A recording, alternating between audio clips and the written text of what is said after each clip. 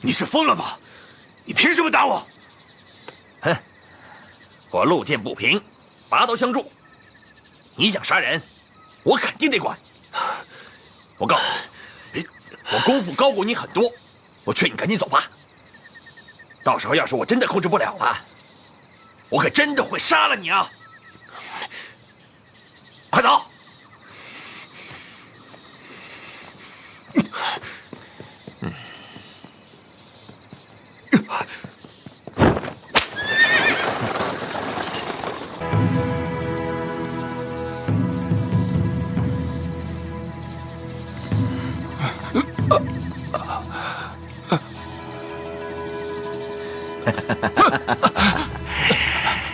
小子，你醒了？你是？你放心，追杀你的人已经被我打跑了。告诉我，他们为什么要追杀你啊？前辈，实不相瞒，他们是为了我师父手上的烧死秘籍，所以……我知道了，我知道了，他们一定是想你手上的秘籍，所以才来追杀你的。没错，小子功夫不行，以后可要小心啊！啊！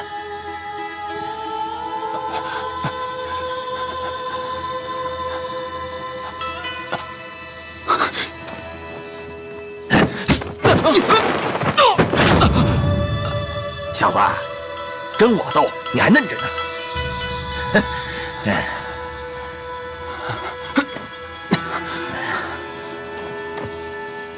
前辈，您的救命之恩，我赵钱永生难忘。但是前辈，你救得了我一时，救不了我一世。我见前辈身手不凡，不如收我为徒，传我武艺如何？教你功夫？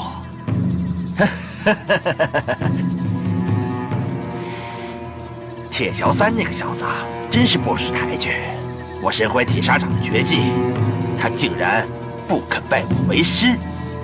哼，铁桥三，怎么，你们认识？我与铁桥三师出同门，从小一起长大。啊，真是个缘分。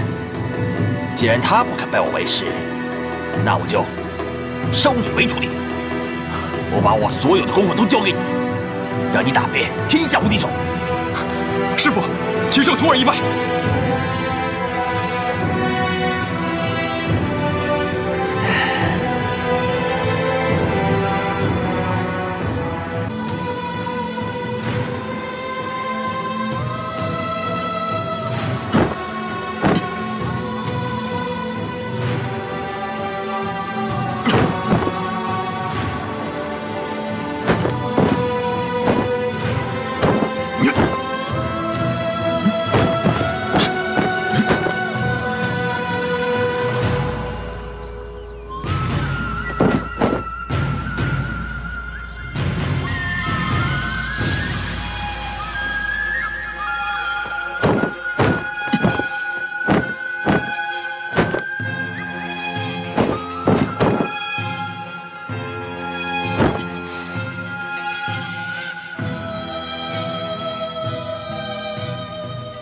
师父，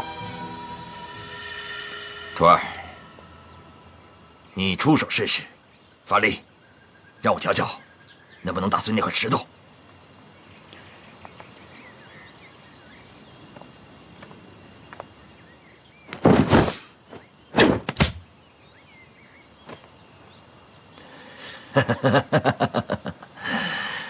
徒儿，这心急吃不了热豆腐。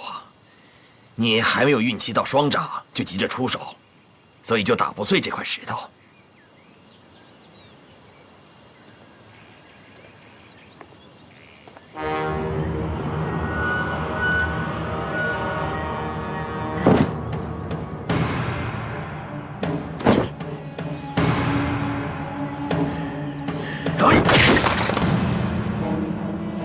师父，你太厉害了。那是当然，我可是曾经的天下第一呀！曾经的天下第一，要不是他，我早就成为天下第一了。师父，难道您打不过铁桥三吗？谁说我打不过他？我告诉你，我输给他的不是我的武功，我输给他的是我的心。您的心？徒儿不太明白。就是因为他，才让我明白，一个真正的高手，不是出掌将对手打死，而是在出掌之前就已经让他臣服了。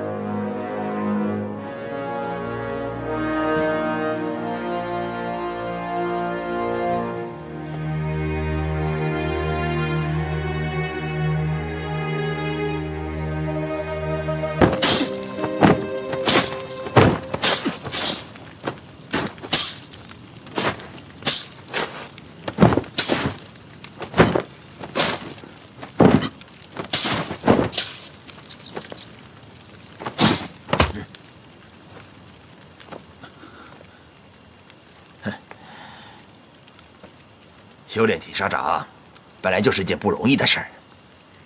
练功之初，这双掌疼痛难以忍受，手指变粗变黑，更是必经之路。练习过程中，还不免感受到双掌发热，犹如火烧。练至中极时，手指更是不能弯曲。但是我没有想到你会这么的努力。这短短的数月，就练成了我毕生的武功。不过你千万不可自满，一定要继续的练下去，才能成为真正的铁砂掌高手。多谢师傅。啊，我呢，无牵无挂，浪迹江湖多年，不料到了暮年的时候，能收下你这个徒弟，而且对我甚是恭谨孝顺，我很高兴。等你学有所成，我也能放心的去云游四方了。师傅，你要走？你要去哪里啊？也该到了放下嗔念、虚怀若谷的时候了。放下？师傅，你真的能放下吗？放不下的是你的面子，能放下的是你的心。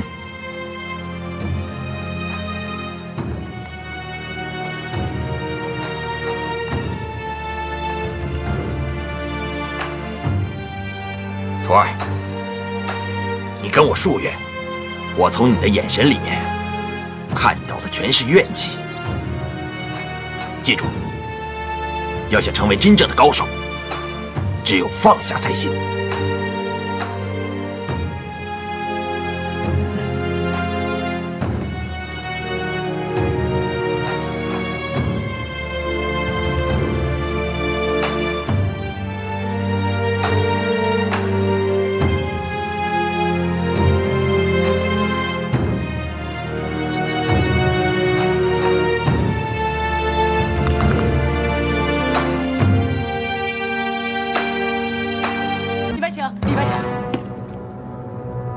没错，如果我们能赶到南风古道拿下那批宝藏，我们就可以东山再起。我愿一辈子追随大哥，直到地狱，是吧？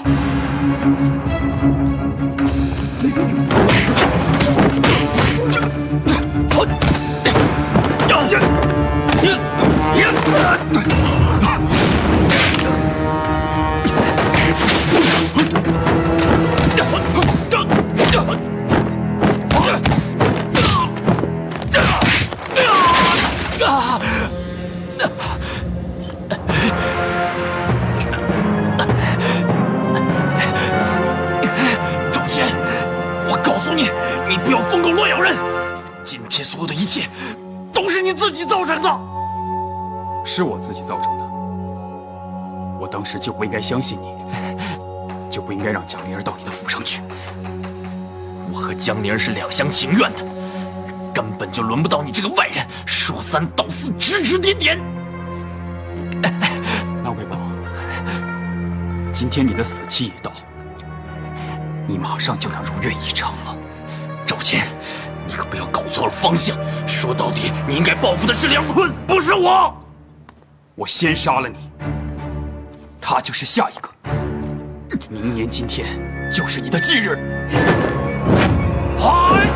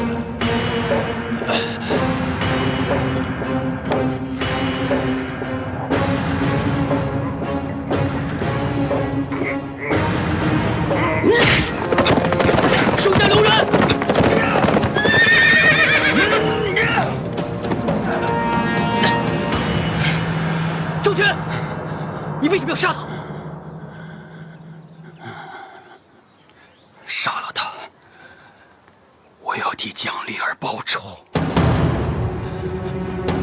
我要替江离儿报仇。拿贵宝是朝廷钦犯，就算要动手，也轮不到我们。要他死，也要让他死在朝廷的律法之下。就这样动手杀了他，你跟拿贵宝这样的恶人又有什么区别啊？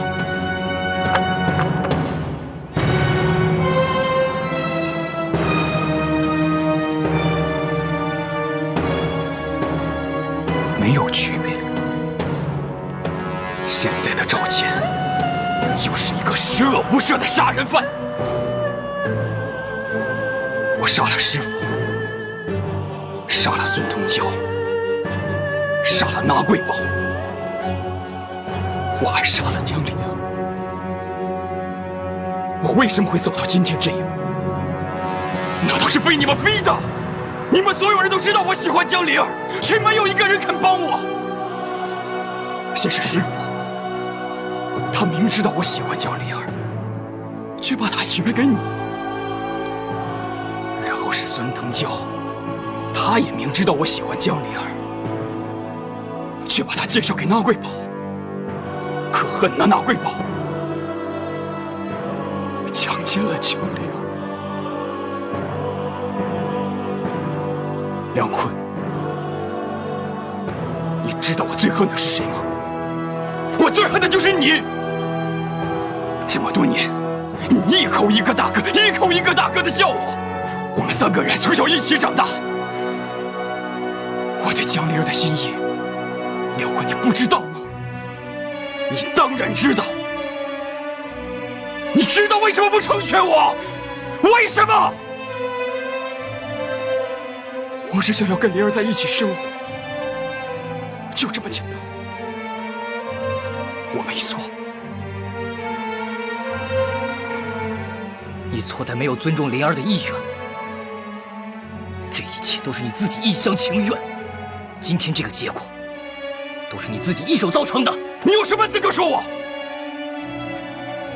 今天我最后一个要杀的就是你，让你下去陪江离儿。你呀！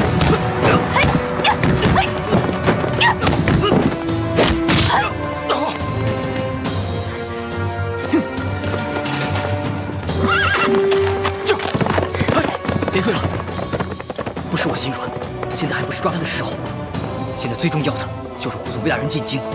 等我们回来以后，我不找他，他也会来找我的。下次你要是下不了手，我帮你杀了他。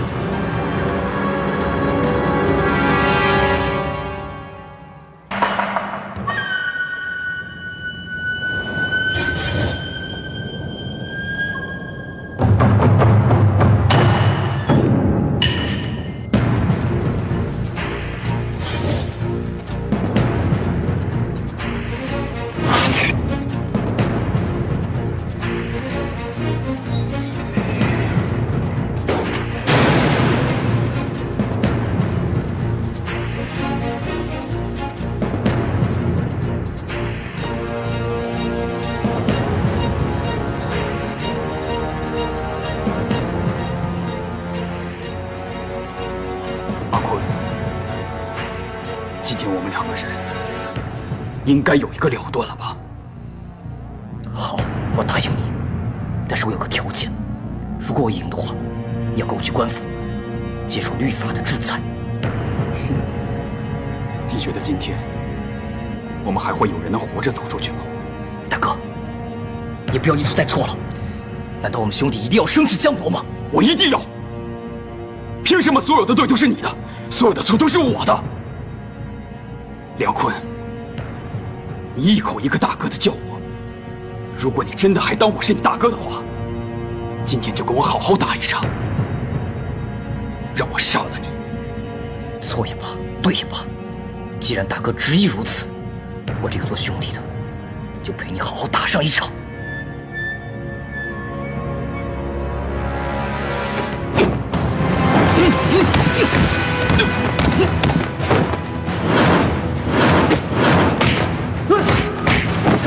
大哥，轻点，轻点，轻点！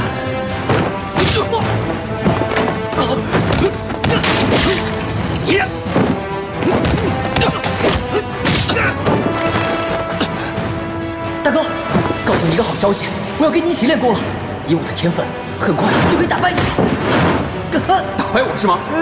行，服了吗？服了。大哥，我又不是说现在。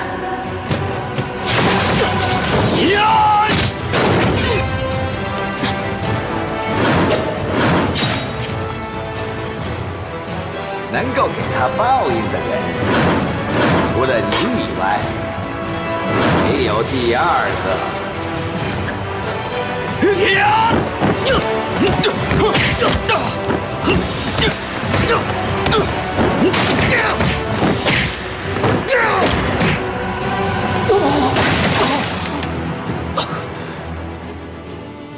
大哥，别再打了。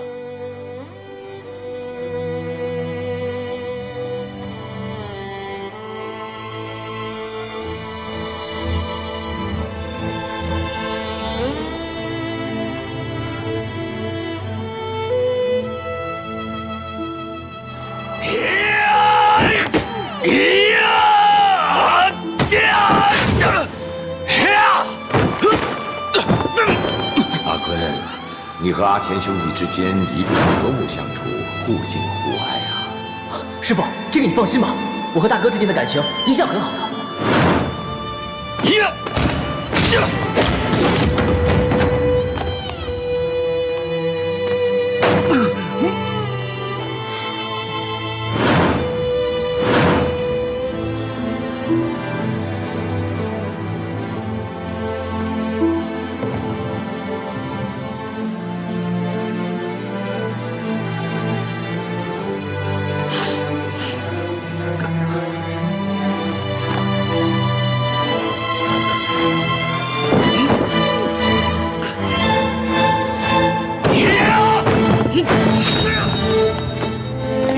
贤儿，自打你12岁来到江家，舅父可是一直把你当做自己的亲儿子一样对待啊。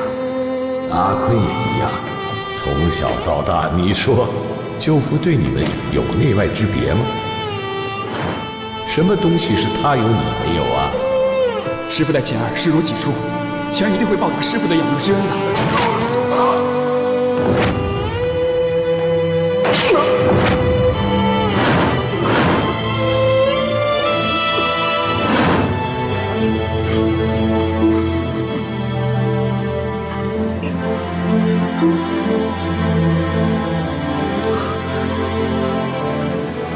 大哥，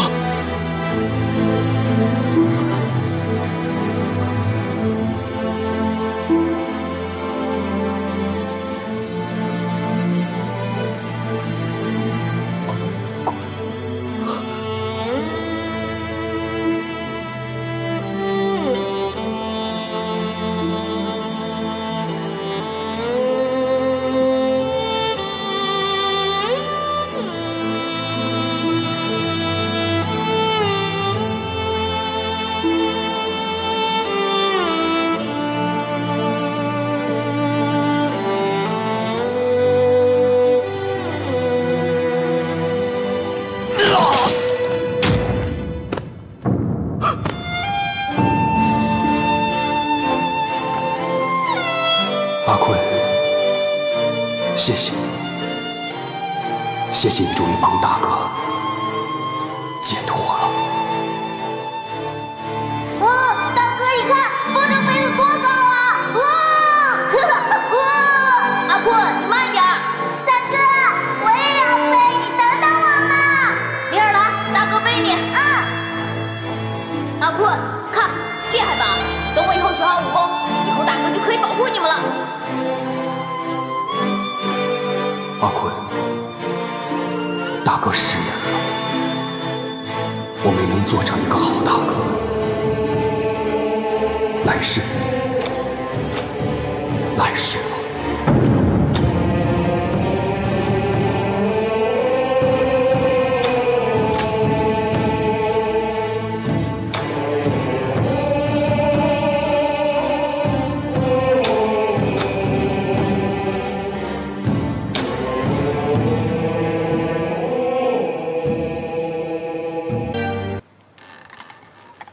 哟，克鲁多那班，您怎么又回来了？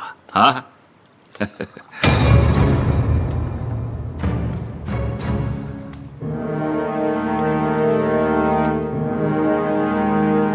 嘿，赵仙旨，哎呦，你这是跑哪儿去了？我到处找你呀！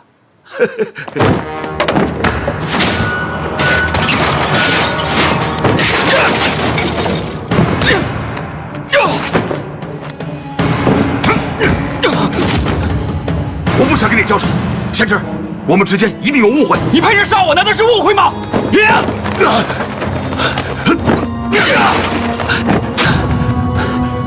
我没有杀你，我派人找你是想跟你说一说。够了，孙正教！今天我要杀了你，替我师父报仇！慢着，你师父不是我杀的，你凭什么找我？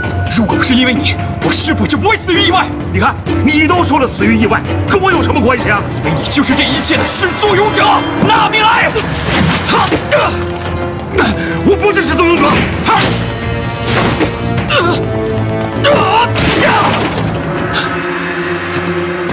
真正的始作俑者是佛光慈谱。我才不在乎慈谱呢，我在乎的只是江灵儿。你以为我在乎慈谱吗？我在乎的是慈谱里的秘密。你都死到临头了，还想要骗我？你为什么就不想一想，那贵宝身边不缺女人，他为什么要霸着江灵儿？他不是慈商，他又为什么千方百计的要搞到慈谱啊？因为慈谱里面隐藏着巨大的宝藏。宝藏？什么宝藏？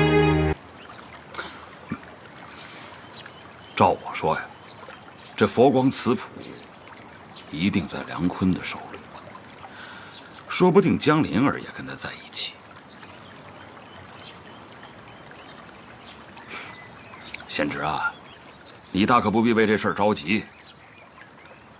你不姓江，也不姓梁，跟我孙家也不沾亲带故。可是你把陶坊弄得如此之辉煌，这可是你个人的才能啊！现在在广州提起江氏陶坊，哪个不竖起大拇指，说是你赵老板的本事啊？谁还记得梁家和江家呀？所以说，这佛光慈谱就应该归你。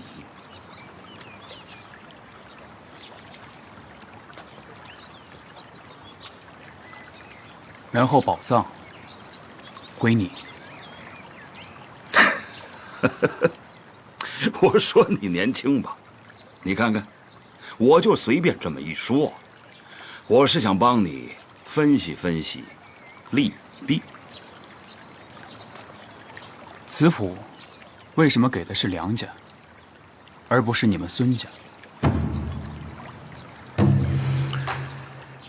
我也一直在想，这到底是为什么？当年我师父把慈谱交给了我大师兄，把配方交给了我二师兄，我以为我会被逐出师门。可我没有想到啊，师父竟然会背着他俩告诉我一个天大的秘密。他跟我说，这佛光慈谱和配方不仅能烧出佛光瓷，从这里还能找到宝藏。这就奇怪了，太师傅能够把宝藏的秘密告诉你，瓷谱和配方为什么不一并交给你？孙老板，该不会是你太不争气，所以太师傅故意让你知道宝藏的事情，却让你始终都找不到它，让你日思夜想，欲罢不能。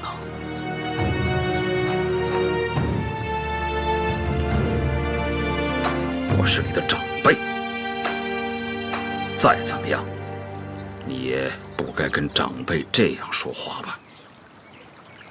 师叔，我若是太师傅，我也会这么做。因为在跟你的交往过程当中，我深深的了解到你是一个自私自利、见利忘义的小人。我若是太师傅，我也会一样，只让你看着他流口水，不让你分一杯羹。你，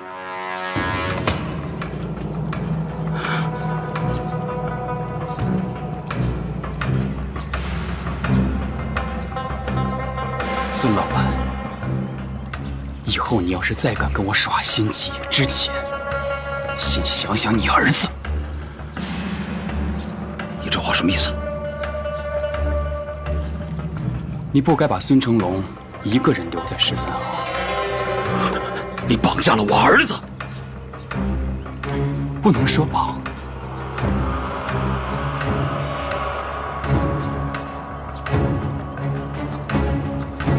你是一个卑鄙无耻的小人。卑鄙无耻。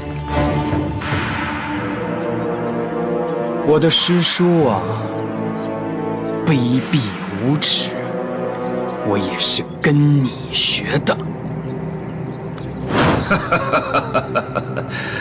赵钱的赵钱，以后的事情还望你多多关照。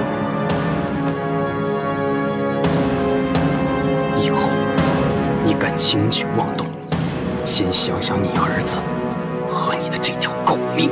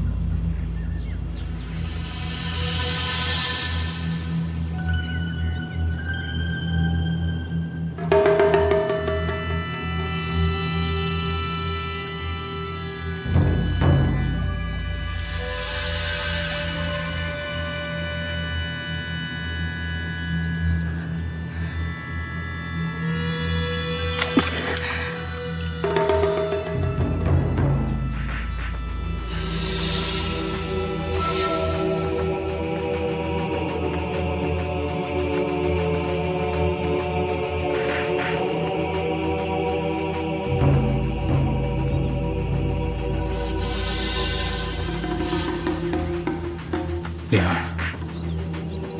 好久不见。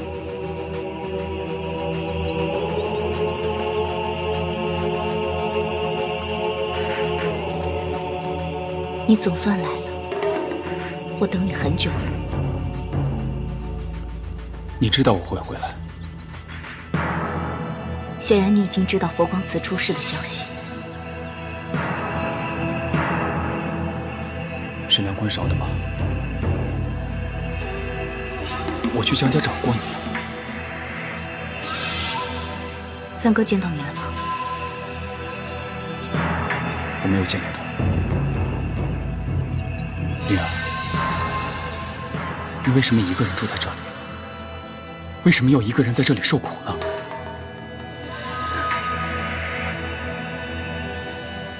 谢谢你。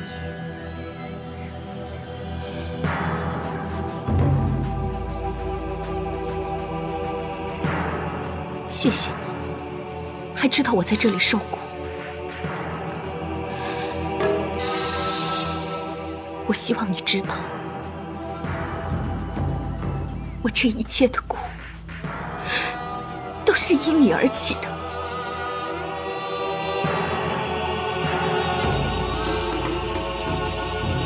你到现在还是不愿意原谅我，是吗？若你那天在公堂之上被判死刑，我可能可以原谅你，但是你，灵儿，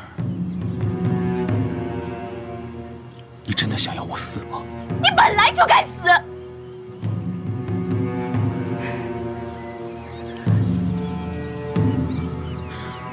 灵儿，如果我告诉你，我是被孙腾蛟利用了，你可以理解我吗？理解你。爹一直告诫我们，说孙腾蛟不是好人。你为什么要与他狼狈为奸呢？灵儿，如果你肯原谅我的话，我现在就去把孙东教的人头给你拿过来。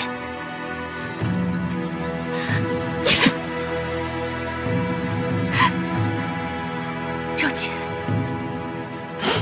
你把一切想得太简单了。除非今天你能让我爹起死回生，能让那贵宝把从我身上夺走的都还给我。当初不是你让我嫁给你，我根本就不会去广州，我更不会误信那贵宝那个禽兽。我现在不仅一无所有，我连我自己都没有了。你能还给我吗？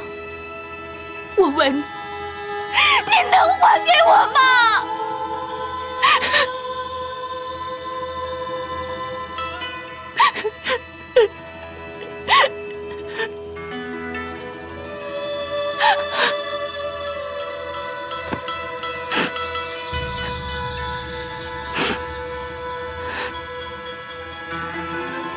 灵儿，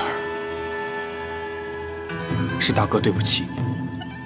大哥从来没有想过要害你，从来没有想到事情会走到今天这一步。灵儿，我以为我所做的一切都是为了你好，为了江家好，我是为了证明我自己。我想证明，我可以配得上你。我爹已经将南风古灶给了你，难道这样你还不满足吗？灵儿，我想要的不是南风古灶啊，我想要的是你啊，灵儿。我说过，这么多年，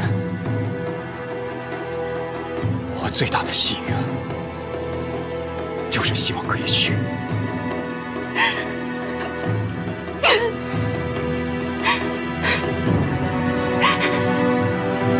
你想要的是我，你有没有梦过我的意愿？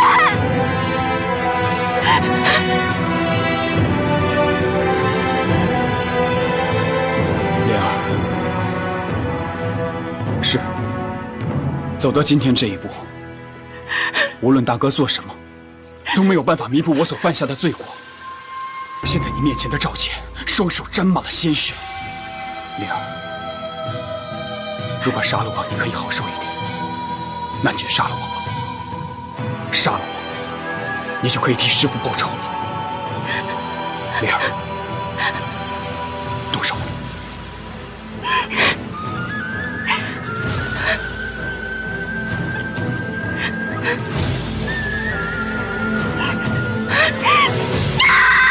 住手！小姐，灵儿，你冷静点儿。你说让我选择，你为什么不让我杀了他？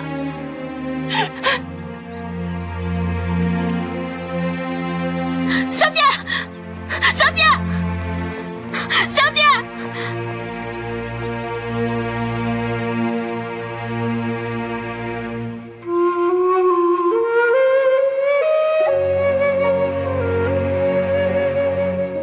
小姐，小姐，你等等我！小姐，小姐，小姐，你等等我！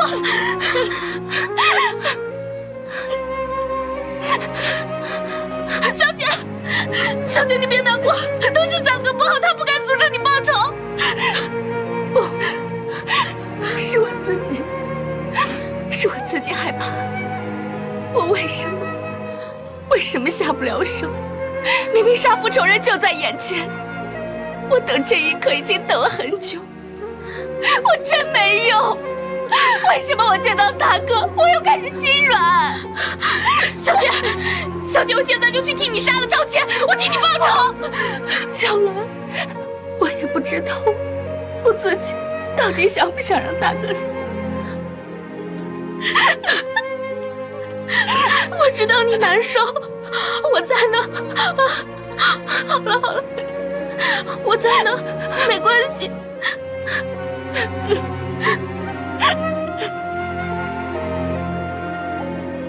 为什么？为什么不让灵儿杀了我？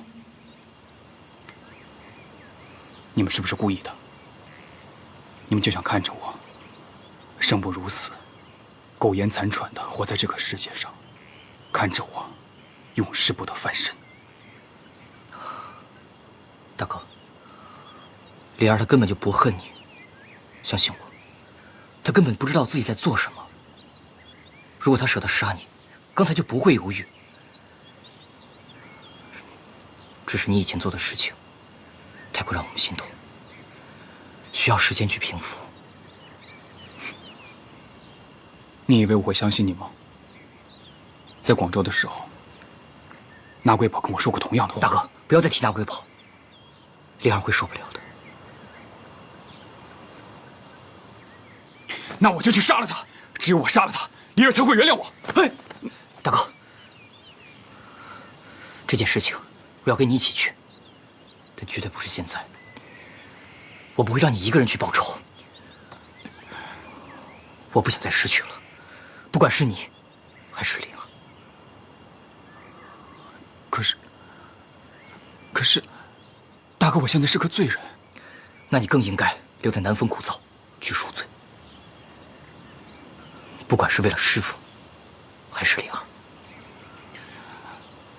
我还可以吗？大哥，你要用行动向灵儿证明你有悔改之心。我们两个从小一起长大，难道你不相信我吗？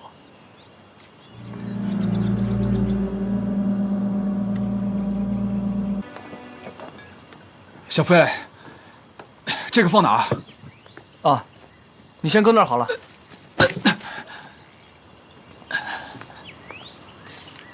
小飞，别这么跟大哥说话。大哥，我有个事情要跟你说，你过来一下吧。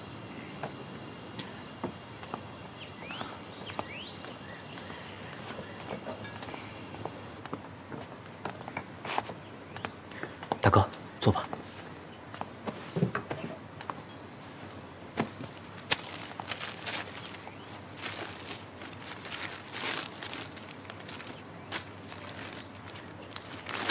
大哥，我想把佛光瓷的配方给你看看。不可以的，阿坤，这是你和江家的东西。大哥，你也是江家的人。我现在只想简简单单的生活，真的不需要。大哥，我们从小都是吃江家的米长大的，你当然也算是江家的一份子。而且，你加入13行会，也是为了逃房的工作。现在佛光瓷马上就要上市了，你为什么不能跟我们一起烧制佛光瓷呢？阿坤，你的好意我心领了，但是你这样做，只会增加我的罪恶感。你可以大人大量、不计前嫌的把瓷谱给我，但是我做不到。我如果接受的话，只会显得我之前的所作所为更加的可笑。大哥，我们现在要做的，就是向灵儿证明你在悔改。以后再利用你在行上的资源，把佛光瓷发扬光大。我相信，到时候灵儿一定会原谅你的。灵儿她真的会原谅我吗？不可能。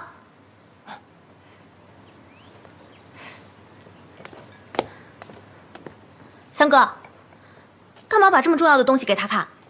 你就不怕这个人转脸就出卖我们江家？兰儿，我和大哥说一些事情，你先让大家放饭吧。三哥，他不可信呢。小兰，你误会了，阿坤并没有这个意思。我去帮大家放饭吧。不用了，麻烦你离我们远一点。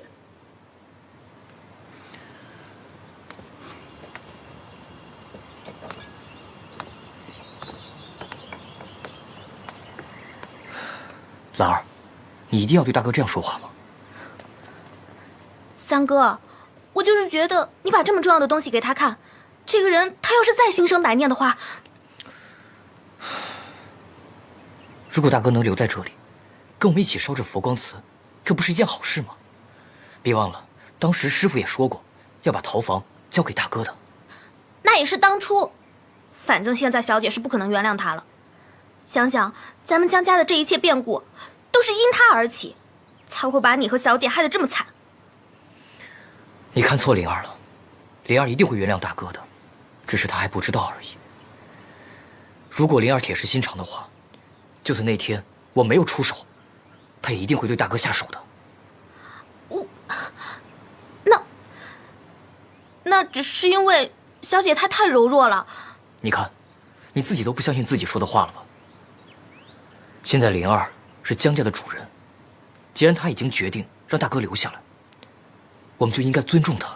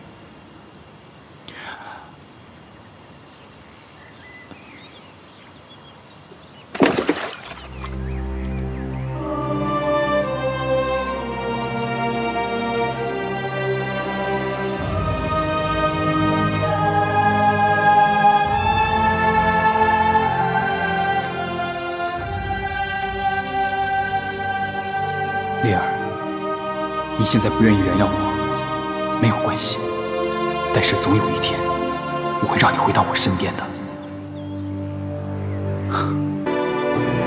1、2、3、4、5、6、7、8、9。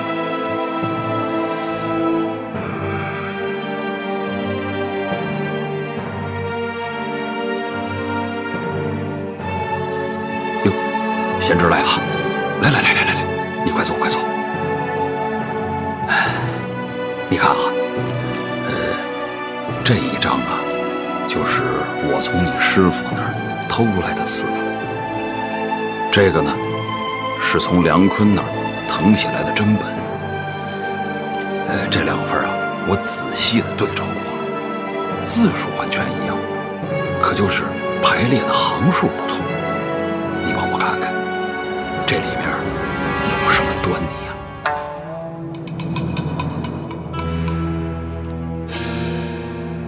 师叔，既然你已经偷走了瓷谱，为什么还要我帮你找呢？学徒的时候啊，我呢是每天都帮师傅打洗脚水。有一天啊，师傅在书房里读书，我端着洗脚水进去，正好看见师傅在看着佛光瓷谱。师傅看到我，马上就合了起来。可就是这样，我还是隐约看到了1行9个字，一共是9行，只有9行，所以啊，99我才会觉得这其中会有什么联系呢？是假的。哼，你这个师傅啊，真是个老狐狸。活着的时候他就欺负我，现在倒好，死了还欺负我，啊？你看看，弄这么个故弄玄虚，他真是罪该万死，死有余辜。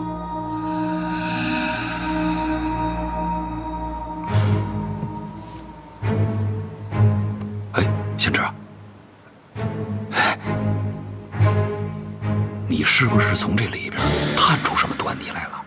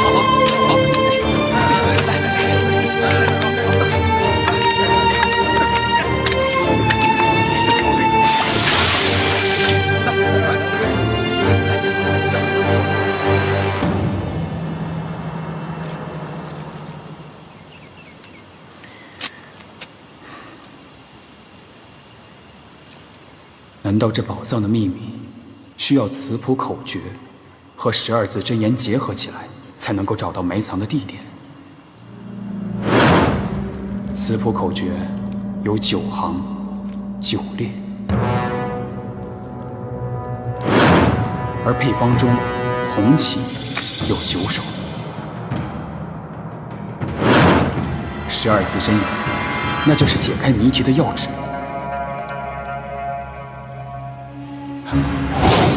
炮二进一，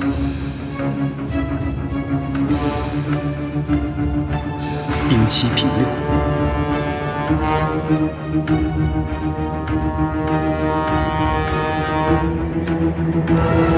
兵6进一，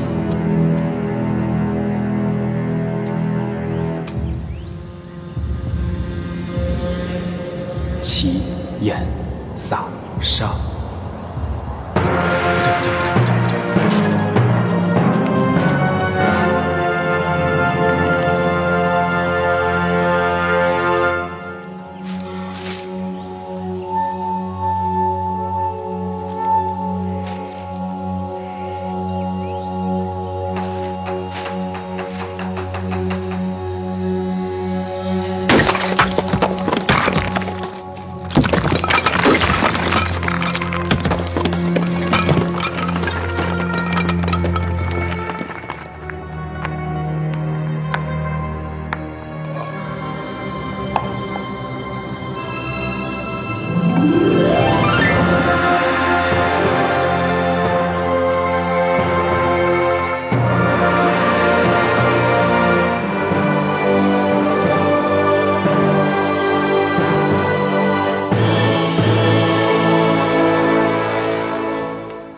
快说！哎，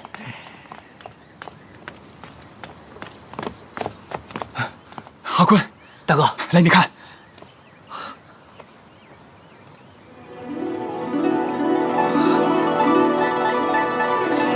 你成功了！阿坤，真的要多谢你，要不是你告诉我配方，我是不可能烧出佛光瓷来的。纯青如玉，流光溢彩，这跟师傅当年烧出来的简直一模一样。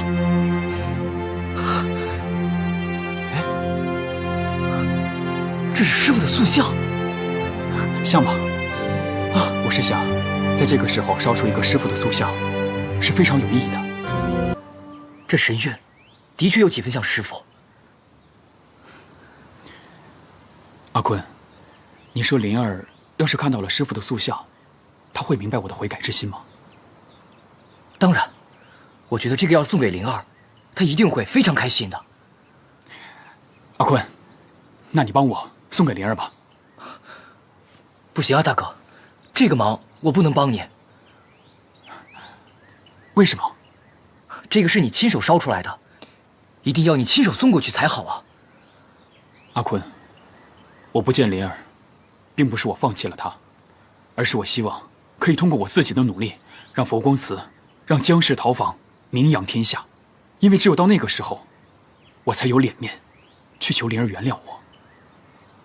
来，阿坤，帮我把它交给灵儿，谢谢了。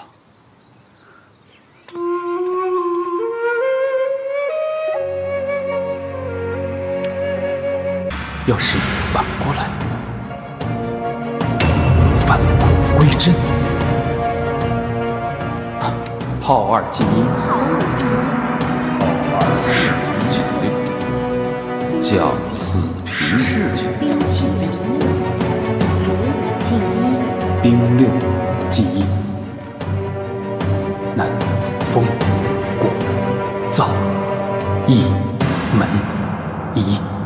造下。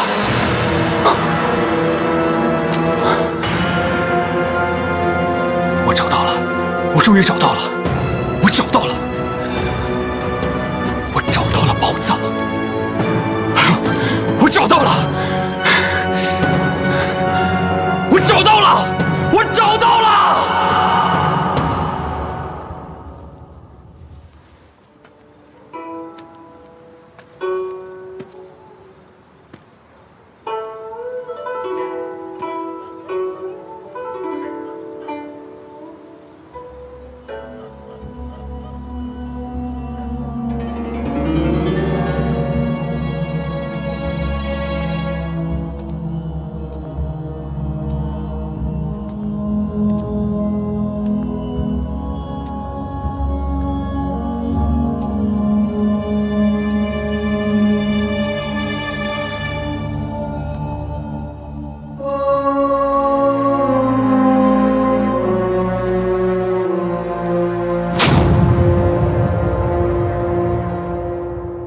南风古灶，一门一灶下。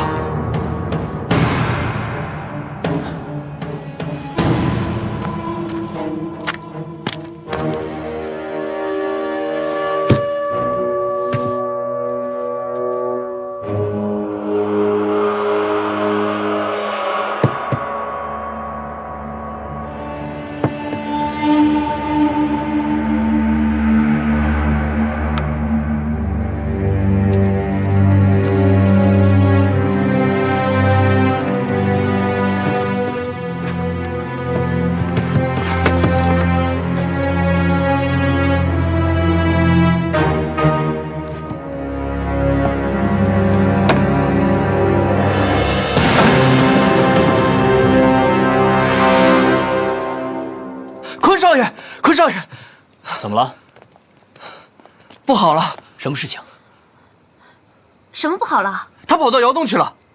谁跑去窑洞了？是钱少爷。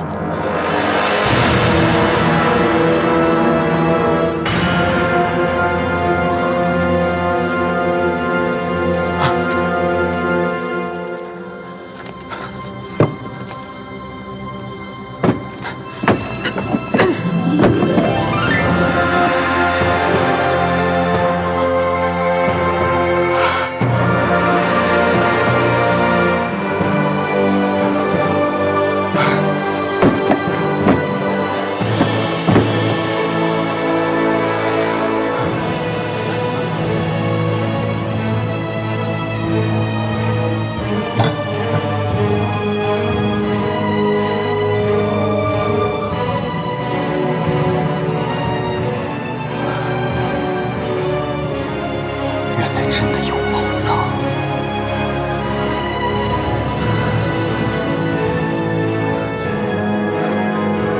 真的有宝藏！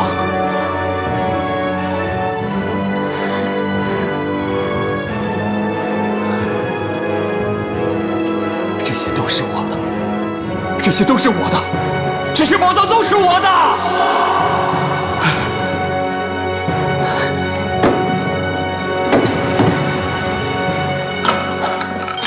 找钱！出来看看这是谁！灵儿，大哥，看清楚，我把谁给你带来了？灵儿，孙能教，你要干什么？太没礼貌了！看到师叔竟然直呼我的姓名，你太不懂规矩了。好，师叔，师叔，你先放了灵儿，灵儿她是无辜的，你放了她。无辜的，我儿子还无辜呢。放了我儿子，我就会放了他。好，只要你先把灵儿放了，我就告诉你你儿子在哪里。你放了他。赵倩，你别忘了，当初是我告诉你宝藏的秘密，是我跟你一起去破解棋谱。如今你想独吞，你想独吞呐？我没想独吞，我是为了江家，为了江家。江家，孙子正，宝藏就在这儿，就在这下面。只要你放了灵儿，所有的宝藏全是你的。我告诉你儿子在哪里，他就在13行。你先把灵儿放了，宝藏都是你的。什么宝藏？灵儿，你还不知道啊？就是他，孙子正。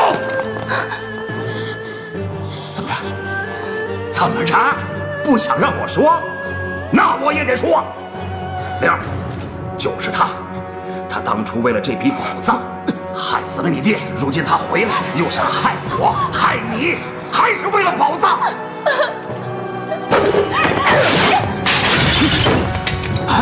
灵儿，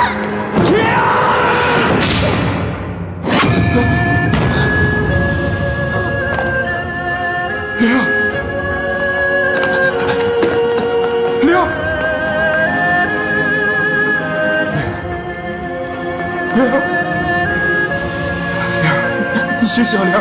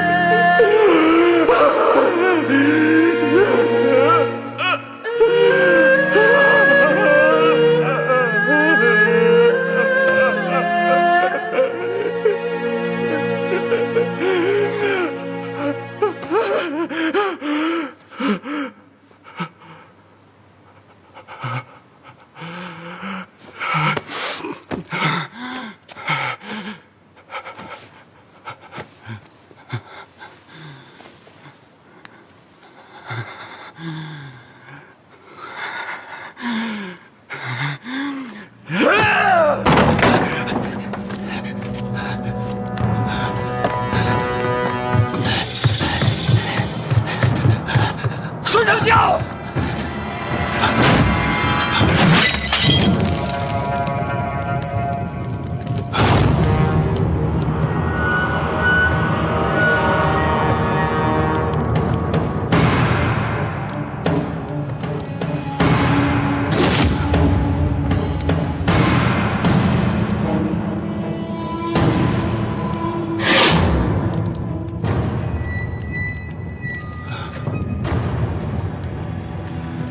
你干嘛？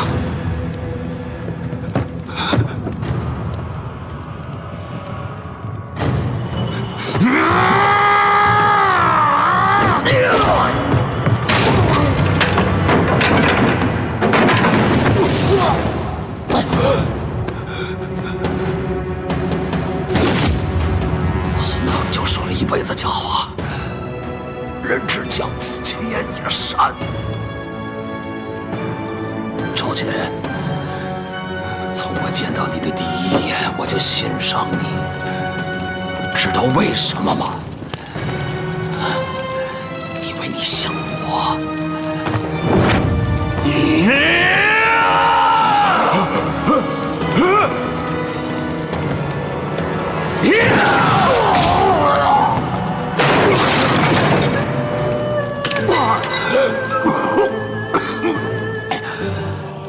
贤侄，你够狠，我教会你了。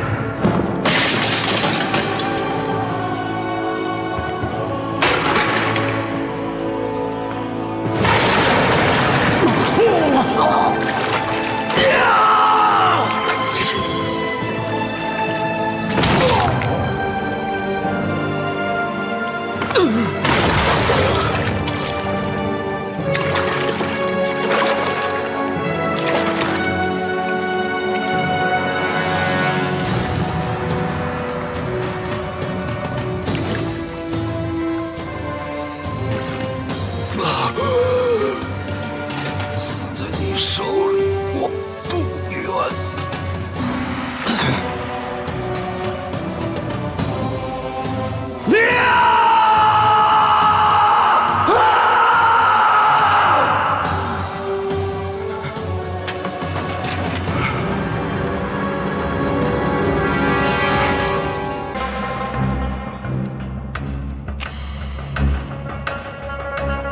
赵老板，这么多日子没见了，今儿这是什么风，把你给吹来了？今天我来这里，是来跟你算账。算账？那批货的事儿不是早就翻篇了吗？再者说，我已经让孙腾蛟把货都吐出来了。孙腾蛟已经死了。什么？他怎么死的？我杀的。你？他想要跟我抢宝藏。宝藏？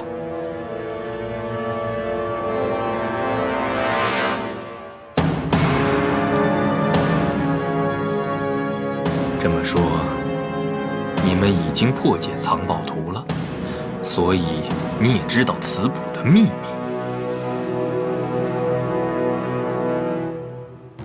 宝藏现在在哪儿？为了这批宝藏，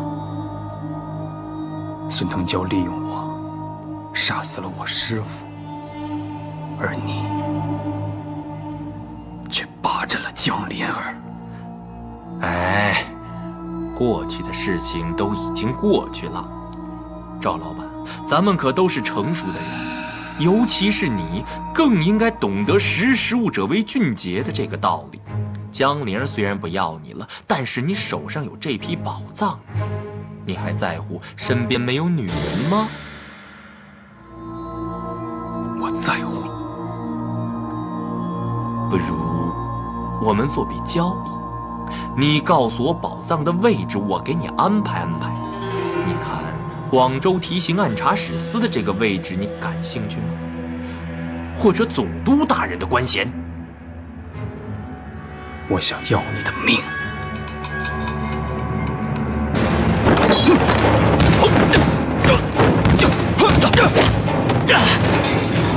赵谦，我答应你，帮你找回江灵儿，让她回到你身边。太晚了，江灵儿已经死了。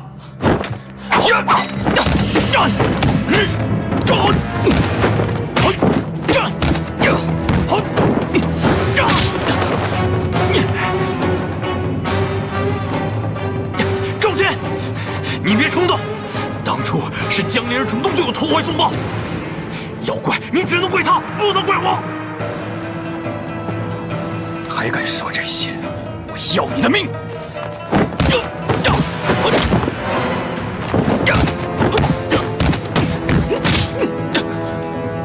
梁坤，赵谦，你不能杀他。梁坤，杀了赵谦，我放你一条生路。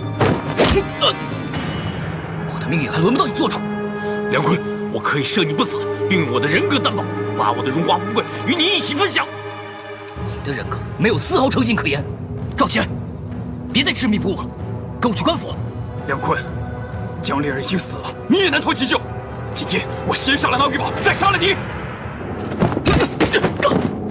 他不能死在你手上，我大义保卫大人要在公堂审判的。我今天要看看我们俩到底谁厉害。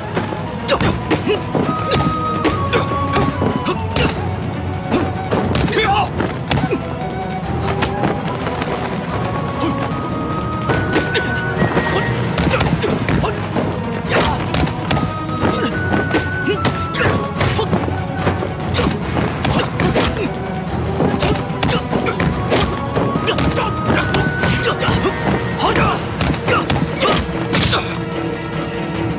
大哥，放大鬼宝！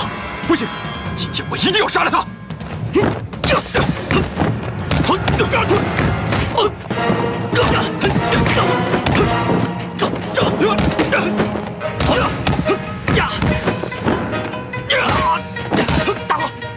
将他绳之以法，只要你住手。不可能！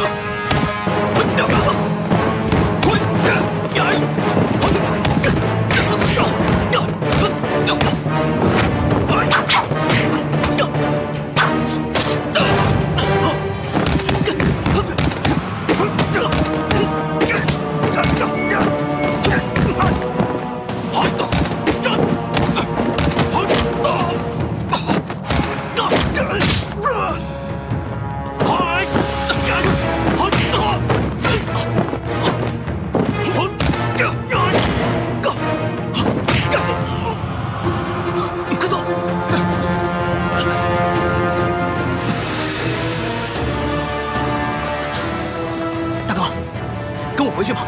从江灵儿死的那天开始，我就不再是你大哥了。哎，哥！